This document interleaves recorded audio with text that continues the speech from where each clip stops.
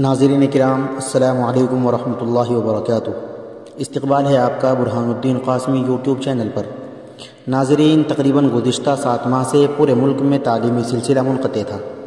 اب in log 5 کی سہولیات کو مد نظر رکھتے ہوئے حکومت نے کچھ شرائط کے ساتھ تعلیمی سلسلے کو شروع کرنے کی اجازت دے دی ہے، جس کے متعلق گفتگو کرنے کے لیے علماء اعظام کا وفد ڈی ایم سے ملاقات کرنے کے لیے حاضر ہوا تھا، جس میں سر فہرست دارالعلوم دیوبند نائب محتمم مفتی عبدالخالق مدراسی بھی موجود تھے۔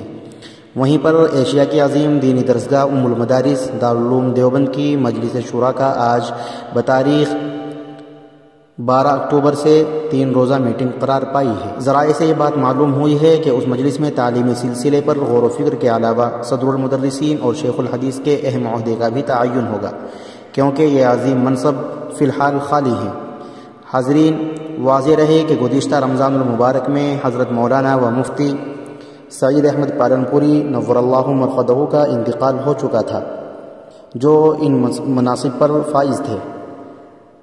اپنے مستقبل کو روشن بنانے والے طلباء کے لیے یہ خبر، تعلیمی سلسلے کا آغاز کرنے والی خبر، نہایت ہی خوش کن خبر ہے۔ خالق کائنات سے دعا ہے کہ اللہ تبارک و تعالی تعلیمی سلسلے کو کبھی بھی بند نہ ہونے دے، ہمیشہ کھلا رکھے اور طلباء کا مستقبل روشن ہو۔ ناظرین، ان باتوں کے بارے میں آپ کی کیا رائے ہے؟ کمنٹ باکس میں ہمیں ضرور بتائیں اور ویڈیو کو خوب شیئر کریں۔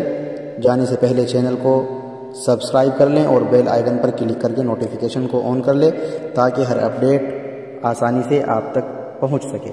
شکریہ، جزاک اللہ۔ السلام علیکم ورحمۃ اللہ وبرکاتہ۔